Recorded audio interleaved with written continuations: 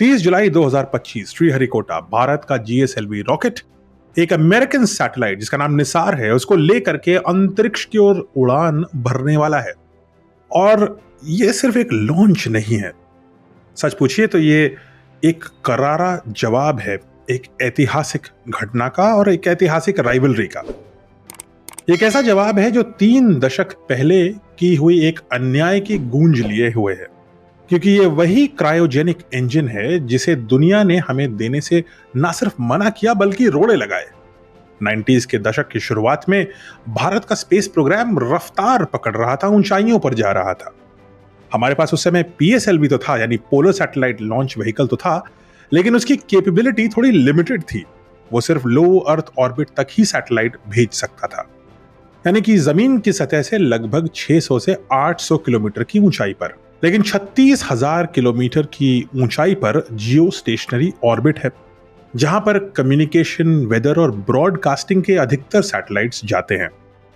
यहां तक पहुंचने के लिए हमें जरूरत थी एक क्रायोजेनिक इंजन की। बट क्रायोजेनिक इंजन बनाना आसान नहीं है।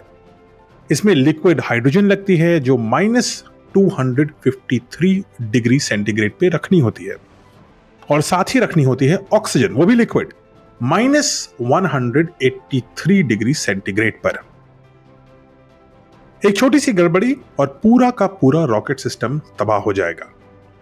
और उस समय भारत के पास वो मटेरियल साइंस टेक्नोलॉजी नहीं थी इस रॉकेट को बनाने की, और ना ही वो टेक्नोलॉजी थी कि हम इसको एफिशिएंटली उड़ा पाए। हमने कोशिश बहुत करी। हमने सोचा कि इसको हम बाहर से खरीद लेते हैं, बाहर से मंगवा लेते हैं। हमने जापान से बात करी, वो कॉन्वर्सेशन विफल रही।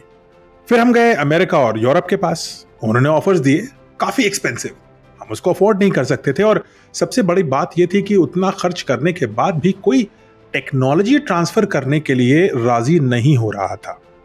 और भारत का लक्ष्य यह था कि ना सिर्फ हम ये महंगा प्रोडक्ट खरीदें, और अगर ऐसा करें तो कम से कम हमारे अपने साइंटिस्ट तो ट्रेन हो जाएं कि अगली बार हम खुद का क्रायोजेनिक इंजन बना पाएं। ये सारी कॉन्वर्सेशन फेल होने के बाद हम चौथे व्यक्ति के पास गए, और वो था रशिया।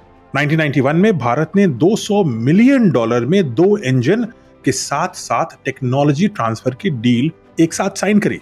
आज के टर्म्स में ये वैल्यू लगभग 17,000 करोड़ रुपए होती। उम्मीद जगी, लेकिन अमेरिका ने देख लिया और तुरंत के तुरंत सैंक्शंस लगाने शुरू कर दिए। अमेरिका ने मिसाइल टेक्नोलॉजी कंट्रोल रेजिम यानी MTCR का हवाला दिया और इसरो और रशिया की डील पे प्रतिबंध लगा दिए। अमेरिका ने भारत के ऊपर एक झूठा आरोप लगाया, एक मैन्युफैक्चर्ड एलिगेशन लगाया कि भारत एक्चुअली ये क्रायोजेनिक इंजन सैटेलाइट टेक्नोलॉजी के लिए नहीं इस्तेमाल करेगा, वो यूज करेगा इसे मिसाइल टेक्नोलॉजी के लिए। रशिया के ऊपर इतना प्रेशर डाला कि रशिया ने यह डील रद्द कर दी।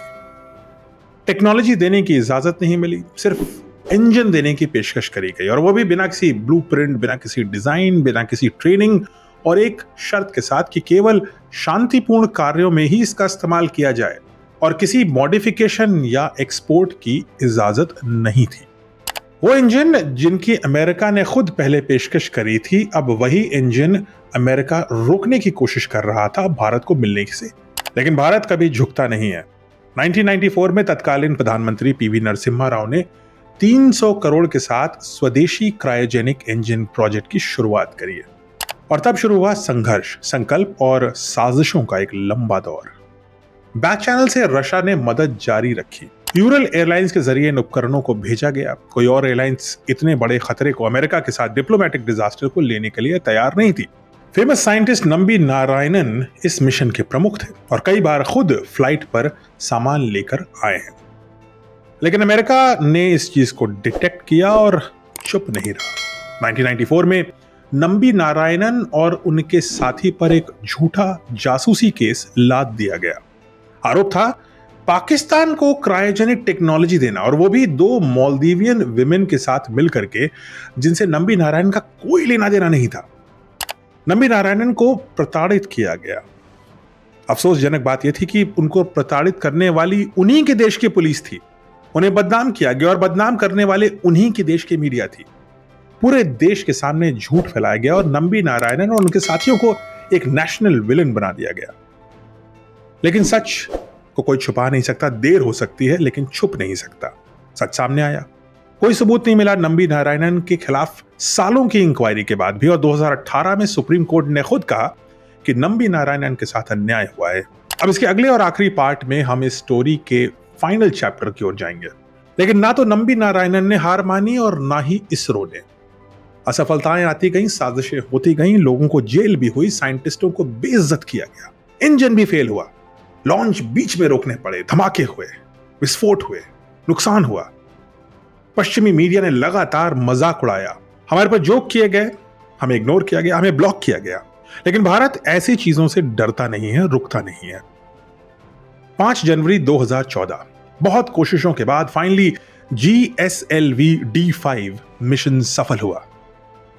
पहली बार 100% स्वदेशी क्रायोजेनिक इंजन से रॉकेट लॉन्च हुआ, और यह वही क्रायोजेनिक इंजन है जिसे हमें देने से विदेशियों ने ना सिर्फ इनकार किया, बल्कि जहां से भी हमें मिल रहा था वहां हमें लेने से रोका, झूठे केस बनाए और हमारे साइंटिस्ट्स को बेइज्जत किया। आज वही इंजन है भारत का क्रायोजेनिक इंजन, जो अमेरिका के सैटेलाइट को लेकर के अंतरिक्ष में जाएगा। और ये कोई ऐसा वैसा सैटेलाइट नहीं है, ये अब तक का most expensive earth observation satellite है। दुनिया जो हमें रोकना चाहती थी, आज वही दुनिया हमारी टेक्नोलॉजी पर सवारी करना चाहती है। क्रायोजेनिक इंजन अब सिर्फ एक टेक्नोलॉजी नहीं है, ये भारत की आत्मनिर्भरता का एक बहुत ऊंचा प्रतीक है। और ये लॉन्च जिसका नाम निसार है, ये सिर्फ एक मिशन नहीं है, ये हमारी स्मृति, हमारी संघर्ष और हमारी सफलता की सबसे ऊंची उड़ान है अंतरिक्ष की तरफ। जय हिंद।